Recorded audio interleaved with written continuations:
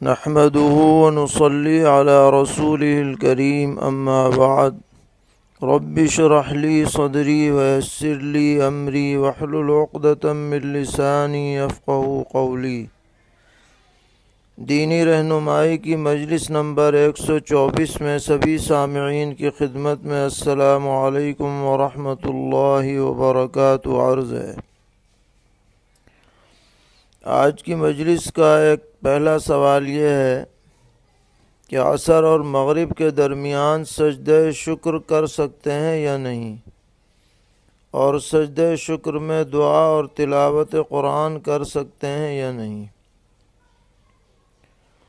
تو جواباً عرض ہے کہ حضرات فقہا لکھتے ہیں کہ جن اوقات میں نفل نماز پڑھنا مکروہ ہے ان میں سجدہ شکر بھی مکروہ ہے، اور عصر کے بعد بھی نفل نماز مکروہ قرار دی گئی ہے، اس لیے اس وقت میں بھی سجدہ شکر کرنا مکروہ ہوگا۔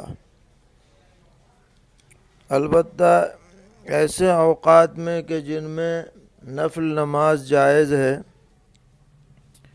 مثلا ظہر کے بعد یا عشاء کے بعد یا مغرب کے بعد، تنہائی میں آدمی شکر والا سجدہ کر سکتا ہے، مباح اور جائز ہے، اور اس میں دعا بھی کر سکتا ہے، لیکن اس درمیان میں قرآن پاک کی تلاوت صحیح نہیں ہے، صرف دعا کرے اور ذکر اذکار تسبیحات پڑھ سکتا ہے۔ سوال کرتے ہیں کہ حدیث میں ہے کہ زمین پر اپنی کوہنیوں کو کتے کی طرح نہ بچھاؤ، تو سوال یہ ہے کہ یہ حکم صرف مرد کے لیے ہے یا عورت کے لیے بھی ہے؟ تو جواباً عرض ہے کہ یہ ممانعت صرف مردوں کے لیے ہے۔ خواتین کے لیے متعدد آثار صحابہ سے یہ بات ثابت ہے کہ ان کے لیے سجدہ زمین پر چپٹ کر کے کرنا افضل ہے، اس لیے یہ جو کراہت اور ممانعت کی بات ہوگی یہ خاص طور پر مردوں کے لیے ہی ہوگی۔ سوال کرتے ہیں کہ میت کے گھر سے اڑ جانے کے بعد 2 رکعت نماز ایصال ثواب کی نیت سے پڑھنا سنت ہے یا مستحب؟ اس وقت میں کسی نماز کا شریعت میں ثبوت نہیں ہے، نہ سنت نہ مستحب، لہذا اسے معمول بنانا صحیح نہیں ہے۔ اگر اس کو پڑھنا شروع کر دیا تو رفتہ رفتہ یہ لوگوں میں معمول عام بن جائے گا، اس لیے ایسے وقت میں نہ تو خود پڑھنا چاہیے، اور اگر کوئی پڑھے تو اس کو بھی بتلانا چاہیے کہ ایسا کوئی حکم شریعت میں نہیں ہے۔ پوچھ رہے ہیں انتقال ہو جانے کے بعد میت کے ساتھ سب سے پہلے کیا کرنا چاہیے؟ میت مرد کی ہو یا عورت کی، دونوں کی وضاحت فرمائیں۔ جواباً عرض ہے کہ فقہا لکھتے ہیں کہ جب انتقال ہونے لگے تو میت کی آنکھیں بند کر دی جائیں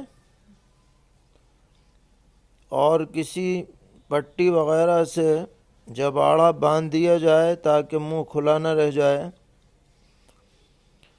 ہاتھ پیر سیدھے کر دیے جائیں اور پیر کے دونوں انگوٹھوں کو ملا کر کسی چیز سے باندھ دیا جائے، اور ہندوستان جیسی جگہوں پر جہاں کا قبلہ مغرب کی جانب ہے، شمالاً جنوباً لٹا کر چارپائی پر یا چارپائی اس طرح کر کے اور چہرے کو مغرب یعنی قبلے کی طرف کر دیا جائے جہاں تک ہو سکے،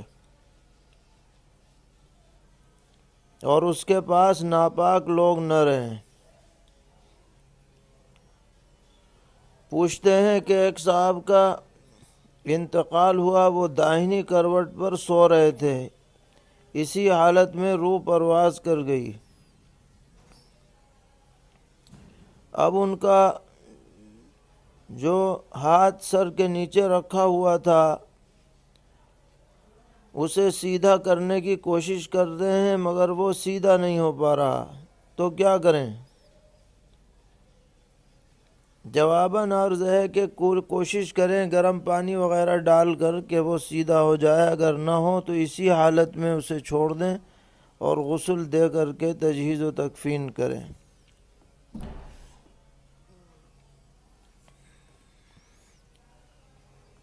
پوچھتے ہیں کہ میت کو غسل دینے کا شرعی طریقہ کیا ہے؟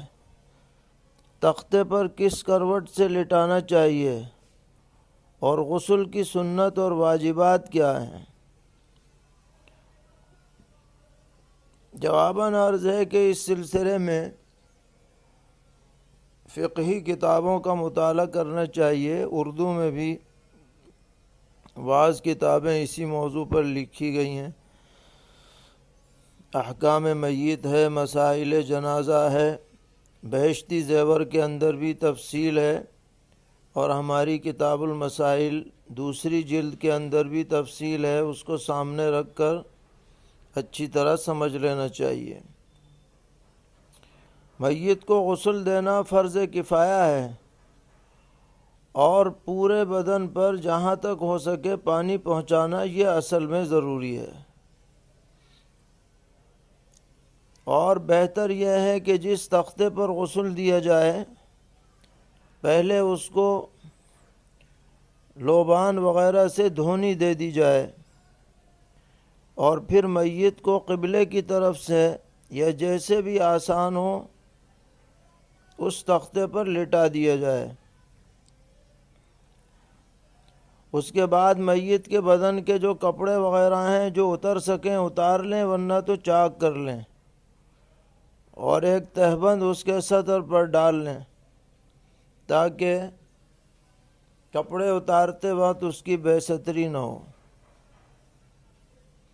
پھر بائیں ہاتھ میں دستانے پہن کر میت کو استنجا کرائیں، اس کے بعد وضو کرائیں، اور وضو میں باقاعدہ کلی نہیں کرائی جائے گی، نہ ناک میں پانی ڈالا جائے گا، بلکہ گھٹنوں تک ہاتھ دھوئے جائیں۔ البتہ روئی وغیرہ لے کر اسے ہونٹوں پر پھیر دیا جائے اور دانتوں اور مسوڑھوں پر پھیر دیا جائے۔ اسی طرح ناک کے سوراخوں میں بھی جہاں تک جا سکے در روئی کر کے اس کو صاف کر لیا جائے۔ اس کے بعد پھر ناک میں اور منہ میں جہاں سے پانی اندر جانے کا اندیشہ ہو اس میں روئی رکھ دی جائے تاکہ غسل دیتے وقت اندر پانی نہ جائے۔ وضو کرانے کے بعد داڑھی اور سر کے بالوں کو صابن وغیرہ سے اچھی طرح دھوئیں۔ پھر میت کو بائیں کروٹ پر لٹا کر جو گرم پانی بیری کے پتوں میں پکا رکھا ہے وہ اس کے دائیں طرف سے ڈالنا شروع کریں، اور اتنی اچھی طرح ڈالیں کہ بائیں کروٹ کے نیچے تک پہنچ جائے۔ پھر دائیں کروٹ پر لٹا کر اسی طرح بائیں کروٹ پر سر سے پیر تک 3 مرتبہ پانی ڈالیں کہ دائیں کروٹ کے نیچے تک پہنچ جائے۔ پھر تیسری مرتبہ میت کو ذرا سا سر کی طرف سے اٹھا کر پیٹ کو سہلائیں تاکہ اگر پیٹ میں کوئی چیز ہو تو وہ نکل جائے، اگر نکلے تو اس کو روئی وغیرہ سے صاف کر دیں، پانی سے اس کو دھو دیں۔ دوبارہ باقاعدہ غسل دینے کی ضرورت نہیں ہے۔ پھر بائیں کروٹ پر لٹا کر اور دائیں جانب سے پانی اچھی طرح سے ڈال دیں، اس طرح سے غسل مکمل ہو جائے گا۔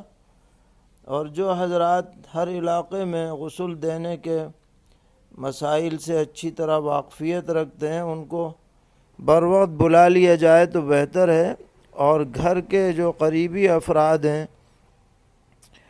وہ غسل میں بذات خود شریک ہوں، یہ بھی بہتر ہے۔ ایسا نہ ہو کہ سب دوسروں کے حوالے کر دیں، چاہے میت مرد ہو یا عورت۔ اگر عورت ہے تو گھر کی عورتیں شامل ہوں، مرد ہے تو گھر کے مرد شامل ہوں۔ انتقال کے بعد میت کو بالکل الگ تھلگ نہیں رکھ دینا چاہیے، جیسا کہ بعض غیر مسلموں میں دیکھا گیا ہے۔ ایسا نہیں ہونا چاہیے، بلکہ جیسا تعلق اس سے زندگی میں ہے انتقال کے بعد بھی ویسے ہی تعلق برقرار رکھنا ہے۔ یہ آخری خدمت ہے اس جانے والے کی، اس میں جو بھی جتنا حصہ لے لے وہ اس کے لیے خیر ہی خیر ہے۔ پوچھتے ہیں نماز جنازہ میں کیا چیزیں فرض ہیں اور کیا سنت ہیں، اس کی وضاحت کریں۔ جاننا چاہیے کہ نماز جنازہ میں صرف 2 باتیں فرض ہیں۔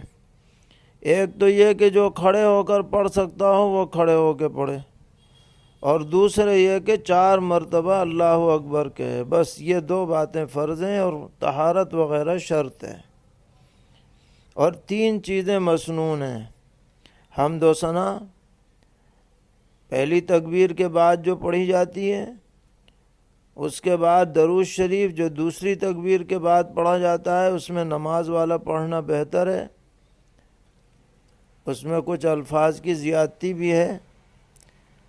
اور تیسرے نمبر پر دعا، جو دعائے جنازہ لکھی گئی ہے کتابوں کے اندر وہ پڑھی جائے تو بہتر ہے۔ اگر وہ یاد نہ ہو تو ربنا آتنا پڑھ لو، ربنا اغفر لنا ذنوبنا پڑھ لو، جو یاد ہو وہ پڑھ لی جائے۔ خلاصہ یہ کہ نماز جنازہ پڑھنا کسی بھی مسلمان کے لیے قطعاً کوئی مشکل نہیں ہے۔ دیکھا جاتا ہے کہ بعض جنازوں کے وقت کچھ لوگ جنازے سے الگ کھڑے رہتے ہیں اور پوچھنے پر بتاتے ہیں کہ ہمیں تو جنازے کی دعا ہی یاد نہیں ہے۔ تو یہ دعا مسنون ہے، یاد کرنی چاہیے اہتمام سے، لیکن اگر بالفرض کسی کو یاد نہ ہو تو جنازے کی نماز تو 4 تکبیروں سے ادا ہو جاتی ہے، اور کون ایسا مسلمان ہوگا جس کو تکبیر بھی نہ آتی ہو، اللہ اکبر نہ کہہ سکتا ہو؟ اس لیے وضو کر کے طہارت حاصل کر کے جنازے میں ضرور شریک ہونا چاہیے۔ سرور عالم حضرت محمد مصطفیٰ صلی اللہ تعالیٰ علیہ وسلم نے فرمایا کہ جو شخص کسی مومن کے جنازے میں شرکت کرے نماز جنازہ میں، تو اس کو 1 قیرات کے برابر ثواب ملتا ہے، جو احد پہاڑ کے برابر ہے۔ اس لیے جنازے کی نماز کا اہتمام کرنا چاہیے، یہ مسلمان کے آخری حقوق میں سے ہے۔ اسی ضمن میں سوال ہے کہ تدفین کا صحیح طریقہ کیا ہے؟ تو جواباً عرض ہے کہ جنازہ جب قبرستان میں جائے تو قبلے کی جانب جنازے کی چارپائی رکھ دی جائے، پھر وہاں سے جنازے کو قبر میں اتارا جائے، اور اتارتے وقت بسم اللہ وعلی ملت رسول اللہ پڑھا جائے۔ احتیاط کے ساتھ اتاریں کہ کوئی بے حرمتی نہ ہو۔ اور مرد کو تو کوئی بھی اتار سکتا ہے، لیکن اگر میت عورت ہے تو جو اس کے ذی رحم محرم ہیں، جو اس کے لیے کبھی بھی حلال نہیں ہو سکتے، بیٹا ہے، بھائی ہے، والد ہے وغیرہ، وہ اسے اتاریں، دوسرے لوگ وہاں سے دور رہیں، پردے میں رہیں۔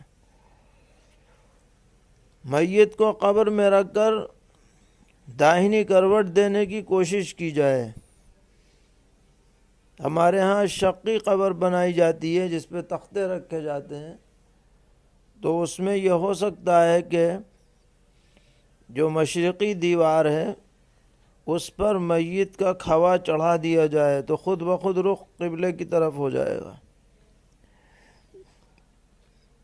اور اس میں قبر کے اندر کوئی پکی چیز نہ رکھی جائے، کوئی اینٹ وغیرہ اس طرح کی، کچی ہونی چاہیے۔ اور قبر کا اوپری حصہ جو ہوتا ہے جہاں پر تختے رکھے جاتے ہیں، اس کا سطح زمین سے اتنا نیچے ہونا بہتر ہے کہ آدھے قد کے برابر ہو، آدمی کے آدھے قد کے برابر، 3 فٹ یا 2.5 فٹ تقریباً۔ اور اس کے نیچے کا حصہ جس میں میت کو رکھا جاتا ہے وہ 1.5 فٹ ہونا کافی ہے، بہت زیادہ گہرا کرنے کی ضرورت نہیں ہے، یہ اوپر والا کچھ زیادہ گہرا ہونا چاہیے۔ بعض جگہوں پر اس کا خیال نہیں رکھا جاتا، اچھی طرح سمجھ کر کے تدفین ہونی چاہیے، اور میت پر جو قبر کی مٹی نکلی ہوئی ہے وہی اس کے اوپر دوبارہ ڈالنی چاہیے، ادھر ادھر سے مٹی لا کر نہیں ڈالی جائے۔ پوچھتے ہیں کہ ہمارے ہاں ایک بچے کی پیدائش ہوئی، وہ بچہ پیدائشی طور پر کمزور تھا، چنانچہ ڈاکٹروں نے اسے فوراً پیدائش کے بعد مشین میں رکھ دیا۔ چند دن زندہ رہنے کے بعد اس کا انتقال ہو گیا، اور مشین میں رہنے کی وجہ سے اس کے کان میں اذان نہیں دی جا سکی، تو اب اس کے جنازے کی نماز پڑھی جائے گی یا نہیں؟ بعد میں اس کا انتقال ہو گیا تھا، تو بعض لوگ کہہ رہے ہیں کہ اس کی اذان نہیں دی گئی لہذا نماز بھی نہیں ہوگی، تو ان کی بات صحیح ہے یا نہیں؟ تو جواباً عرض ہے کہ جس بچے کی پیدائش زندگی کی حالت میں ہوئی ہے اور وہ زندہ بھی رہا، تو چاہے اس کے کان میں اذان دی گئی ہو یا نہ دی گئی ہو، انتقال کے بعد اس کی باقاعدہ تجہیز و تکفین ہوگی، غسل ہوگا، نام رکھا جائے گا، اور پھر اس کی نماز جنازہ بھی پڑھی جائے گی۔ تو یہ کہنا صحیح نہیں ہے کہ اذان نہیں ہوئی تو نماز بھی نہیں ہوگی، یہ بات ٹھیک نہیں ہے۔ پوچھتے ہیں ہم نے کسی حدیث میں پڑھا ہے کہ تدفین کے بعد قبر میں اتنی دیر تک بیٹھ کر تلاوت وغیرہ کرنی چاہیے جتنی دیر میں اونٹ ذبح ہو کر اس کا گوشت تقسیم ہوتا ہے۔ تو ہمارے شہر میں تدفین کے بعد قبرستان ہی میں ایک میت حال بنا ہوا ہے، اس میں میت کے اہل خانہ کو تسلی دینے کے لیے کچھ دیر تک بیٹھا جاتا ہے، تو یہ عمل اس حدیث کی روشنی میں صحیح ہے یا نہیں؟ جی ہاں، بعض روایات سے ثابت ہے کہ آپ نے کچھ دیر قبر پر رہنے کی تلقین فرمائی ہے، اسی بنا پر ہمارے فقہا نے یہ بات کتابوں میں لکھی ہے، لیکن ہم یہ سمجھتے ہیں کہ اس کا مصداق قبر کے قریب رہنا ہے۔ قبر سے دور کوئی جگہ بنا دی جائے قبرستان میں کہ وہاں بیٹھ کر کے لوگ ذکر و دعا میں مشغول رہیں، یہ اس حدیث کا پورا مصداق نہیں ہوگا۔ حدیث کا مصداق یہی ہوگا کہ یہ قریبی اعزاء قبر کے قریب رہیں، اور اس کو اس طرح کا معمول بھی نہیں بنانا چاہیے۔ ایسا سلف سے ثابت نہیں ہے کہ بعض قبرستانوں میں ان تدفین کے بعد باقاعدہ بیٹھا جائے اور اس کو مجلس کی شکل دی جائے، پھر آگے چل کر اس میں اور خرابیاں پیدا ہو سکتی ہیں۔ اس لیے جو لوگ بھی رہیں بغیر کسی التزام و اہتمام کے قبر کے قریب رہیں اور ذکر و دعا میں مشغول رہیں۔ پوچھتے ہیں مشروم کا استعمال اور اس کی خرید و فروخت درست ہے یا نہیں؟ جواباً عرض ہے کہ مشروم ایک سبزی ہے جسے ہمارے علاقے میں سانپ کی چھتری بھی کہا جاتا ہے۔ پہلے تو یہ زیادہ خودرو پائی جاتی تھی، لیکن اب باقاعدہ اس کی کھیتی ہونے لگی ہے۔ حدیث میں اس کے بارے میں آتا ہے کہ الکمأۃ من المن، کہ یہ سبزی جو ہے یہ اللہ کی طرف سے ایک عطا ہے، لہذا اس میں اگر کوئی طبی اعتبار سے نقصان نہ ہو تو اس کے استعمال میں، خرید و فروخت میں شرعاً کوئی حرج نہیں۔ سوال کرتے ہیں کہ میری بہن کی پوتی کا شوہر میرے لیے محرم ہے یا نہیں؟ ایک صاحبہ سوال کر رہی ہیں، کیا میرے لیے اس سے پردہ ضروری ہے؟ تو بہن کی پوتی کا شوہر آپ کے لیے نامحرم ہے، کیونکہ جب تک وہ پوتی اس کے نکاح میں ہے تب تک تو وہ آپ سے نکاح نہیں کر سکتا، لیکن اگر وہ پوتی نکاح میں نہ رہے تو آپ سے اس کی کوئی حرمت نہیں ہے۔ تو یہ جو فی الوقت اس سے حرمت ہے یہ عارضی ہے، اور پردہ ان لوگوں سے نہیں ہوتا ہے جن سے حرمت ابدیہ ہو۔ اور یہاں حرمت ابدیہ نہیں پائی جا رہی، اس لیے پردہ کرنا چاہیے۔ پوچھتے ہیں عورت کے لیے کھانا کھاتے وقت یا بناتے وقت یا بیت الخلاء جاتے وقت سر ڈھکنا ضروری ہے یا نہیں؟ جواباً عرض ہے کہ کھانا کھاتے وقت سر ڈھکنا افضل ہے۔ بناتے وقت اگر غیر لوگ موجود ہوں تو سر ڈھکنا ضروری ہے، گھر کے لوگ ہوں تو سر ڈھکنا کوئی ضروری نہیں ہے، اور بیت الخلاء جاتے وقت بھی سر ڈھکنا افضل ہے، لازم نہیں ہے۔ پوچھ رہے ہیں عورت گھر میں شوہر کے یا کسی اور محرم کے سامنے اسی طرح کھانا بناتے وقت سر ڈھکنا اس کے لیے لازم ہے یا نہیں؟ اپنے محرم یا شوہر کے سامنے سر ڈھکنا ضروری تو نہیں ہے، لیکن عادت رکھنی چاہیے سر ڈھکنے کی، کہ عین وقت پہ اچانک کوئی اور آ جائے جو نامحرم ہو تو اس کی نظر نہ پڑ جائے، اس لیے عادت یہی ہونی چاہیے کہ سر ڈھکا رہے۔ بلکہ جو بچیاں تھوڑی بڑی ہو جائیں ان کی بھی یہی عادت ڈالنی چاہیے